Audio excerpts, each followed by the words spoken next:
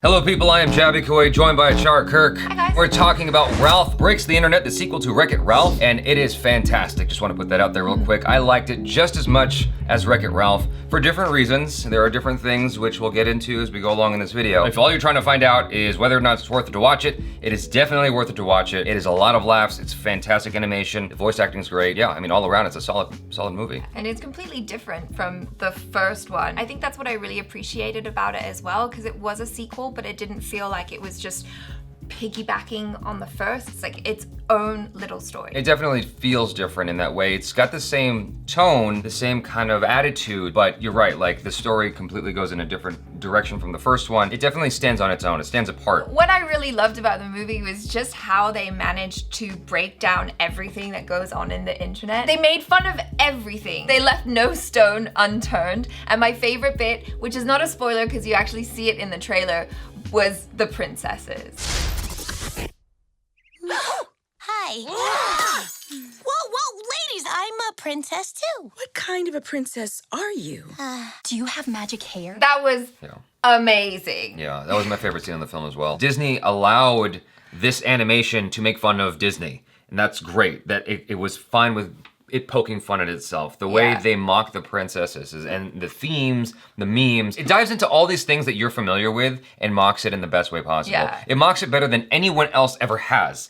That's what's great about it. They brought back all the voice actors actually for each of those characters. I know, that was amazing. It was so cool looking at the credits and being like, oh my god, that was the real voice of Ariel. One of the great things about this is how they anthropomorphize all these aspects of the internet, which is something I really wanted to do. When I was younger, I came up with this concept of what if Shazam and Soundhound were to battle it out inside your iPhone. Black Mirror has kind of done something similar. There was like an episode where it was a dating app, and the entire episode was basically a dating app, and you didn't know it was a dating app until the end of the episode, where these two people got matched up. You have to watch Black Mirror to know what I'm talking about. The point is that this idea of anthropomorphizing the internet has been explored before, but I think the level to which it does it in this is unprecedented. It goes everywhere. Like you said, it leaves no stone unturned, and I really appreciate that. Another cool thing was how they explored actually going into the world of the internet, because they turned it into like this, I don't know, it was this tunnel thing. They kind of show you what it looks like from the outside, so you get the two perspectives, almost like an Ant-Man when you see Ant-Man and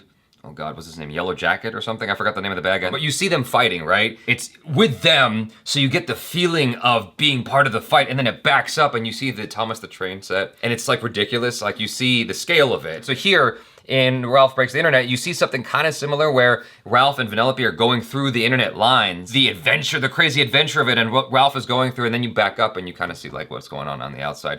I mean, it's not quite the same humor, but it's just neat. That's the thing, is there's a lot of neat things in the movie, even if it's not really like super important to keep. Even if it's not important like to the whole story, it's just neat as being part of things that you deal with on the internet. Well, yeah, and there are lots of Easter eggs, which I'm sure I missed as well. Like, there's so much going on, there's so much attention to detail that it's just fun to look at when they first arrive in the internet through the Wi-Fi. All of the familiar things are popping up, and you're like, oh, look, there's Amazon, there's Google. It definitely is very imaginative. It's creative in that way, and it makes me think of like, wow, what it must be like to be a kid right now to see this kind of come to life. Because I'm sure kids kind of think these things when they go and they look at the iPads and the phones and they go, you know, they think about what's going on under the surface, under the hood. I was literally watching the whole movie with a smile on my face, and I'm pretty sure if I actually took the time to like look to the left and the right of me, everyone would have been smiling as well. I definitely was laughing a lot. I think that the audience was laughing almost once every single minute. Like good guffaws, like big laughs, because the jokes were so good. It was very well written. Like you, I was smiling the entire time. Even if I wasn't laughing, I was happy. I was just really happy watching this movie. It perfectly hits the notes between what is a kids movie and what is a adult-friendly kids movie. Yeah, if that makes any sense. Totally. Like, even sometimes I was like, I don't know if kids will really understand this joke because it's just so deep, you know what I mean? Yeah. But like, it was so smartly written. One of the most interesting things to me about this movie is how it surprises you, because it's not the villain that you expect it to be. And even though I say that, you're still not gonna see it coming. It's gonna be the most unexpected villain that has ever been in an animation. And I think that what it explores is so profound because it's this thing that I don't even know if kids will fully understand, but I'm glad they did it because it's introducing a mature idea to children at an early age of something that they might have to deal with that's not really spoken to kids about until they're already dealing with that problem. Right. Yeah, that's true. That's really true. And so to me, it's really cool because there are life lessons, at least one major one, embedded in this movie that is very strong and very important just for people in general. In the last several minutes, the IMDb score was 7.9 and it jumped up to 8. I know. I'm not sure what happened there. I would give this a 5 out of 5 Jaby heads. Yes. I love this movie. I love the first Wreck-It Ralph, and I really want people to watch this one as well because I think it's really, really good. And stay to the end. Stay to the very, very end. Yes. Oh, yeah, that's right, guys. Stay to the end of the movie. Do not leave. The directors are Phil Johnston and Rich Moore. Both have interesting IMDb credits. Phil Johnston, this is his first full-length animated feature, and he teamed up with Rich Moore, who directed Wreck-It Ralph. He's also directed several episodes of Futurama and The Simpsons. They were both story or writers on this movie, as well as Wreck-It Ralph and Zootopia, and they're both actors. Oh, really? They were both. Oh my gosh. Yeah, He did Zangief? And a stormtrooper in Sour Bill. Wait, which one? Rich Moore. Yeah, Phil Johnston was also in this as the Surge Protector. Since we're talking about the voice acting now, the voice acting in this was really, really good. Yeah. John C. Reilly brings it, and Sarah Silverman brings it. She's got a great voice. It works really well for animation. Gal Gadot as well, she did a good job. My less favorite of the 3, leading names in this, but I mean, John C. Reilly and Sarah Silverman, they're familiar, so. Yeah, and they carry the movie. But Gal Gadot was still cool. Like, as Shank, she was still a cool character and was a badass. If anyone can voice a badass right now, it would be her, coming off of Wonder Woman and Fast and Furious and all that stuff. And like, so sexy. I was like, how much sex appeal can one cartoon character have? Taraji P. Henson's in this as well. She does a good job. The whole cast, I felt, did great. The CGI is an improvement over the first one, even though it basically looks the same. I mean, the animation with Disney and Pixar gets better every single year, in my opinion. True. But the stories are so strong that, like, I don't even think about the quality of the animation, really. That's kind of a given.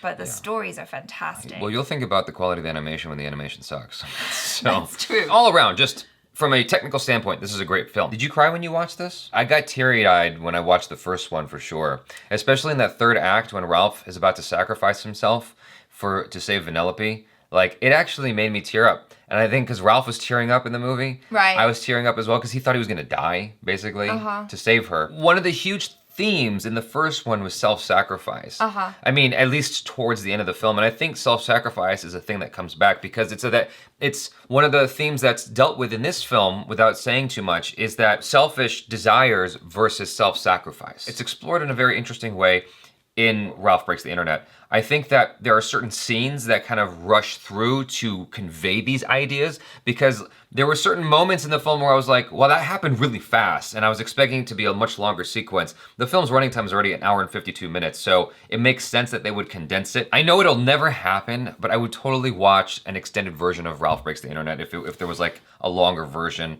with like more action scenes or whatever, because like there is action in the film and it's good. It's actually good action and it's fun to watch. Much in the same way that Ready Player One had fun action sequences, so does Ralph Breaks the Internet. That's what I was reminded of when I was watching it, but Ralph Breaks the Internet is a much better movie all around, from the story to the characters to whatever you want, even just the visual effects. Like, well, the visual effects in Ready Player One was pretty damn good when it came to it, like really pushing it. But overall, this is a much better movie than Ready Player One. I know a lot of you were asking, like, what's better, Ralph Breaks the Internet or Ready Player One?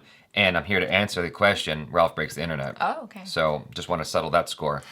Well, I mean, it's worth comparing the two, isn't it? Because they're bringing in IPs from different franchises and whatnot. Like, you got Street Fighter in here. And Ready Player One had way more IPs than any other film ever has, between Jurassic Park, Back to the Future, StarCraft, and all these different things going on. There were a lot in here as well, and a lot of, familiar names from the internet, like Amazon and Google. Yeah. Well, one of the cool things about it being a Disney film is that you can summon all these different Disney-owned IPs, namely the princesses. That was the best scene again. Yes. But you have a little bit of Star Wars in there. You got a little bit of Marvel in there, sort of. Being able to merge that all into the same film, I think is cool. Like, I really hope they bring back, the Disney Infinity game or whatever it was called. You ever play that? No. Oh my God. It was actually a really fun game. Well, the first one was. It was a fun game. Disney Universe is the game I was thinking of. It's basically like a platform game where you and your friends can couch co-op and go through these adventures in the Disney universes or the Disney worlds that's explored in all their animations. That's cute. And so you kind of get all that in a movie with Ralph Breaks the Internet. One thing that I experience with Disney and Pixar animations is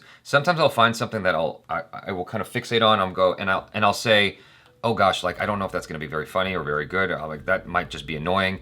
And any kind of reservations I had like that going into into Ralph Breaks the Internet, they were completely dissolved. The anthropomorphized version of Google. I forgot what they called him in the movie. I was actually concerned that he wouldn't be funny and just be plain annoying in the movie, based off the trailer. But in the film, he's actually really funny and one of the coolest characters in the movie. I'm like, oh my gosh, okay, so, and that, almost end to end, like there was nothing like that I could be bothered by, except for maybe, for some reason, Gal Gadot, Shank is the only one where I was like, could have been cooler. I'm not sure how, I'm not sure why, but there's something just a little bit off there. I really liked her. I'm not saying I didn't. I'm saying if I have to be nitpicky and be bothered by something, it would be Shank.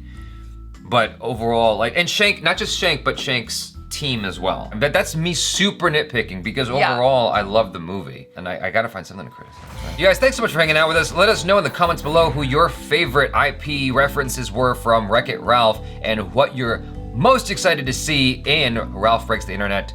Comment below, please. Be honest, be verbose. Check out ACHARA KIRK, she's on the social media. Check out Jaby, Koay, I'm on the social media. And subscribe. Yep. Peace out.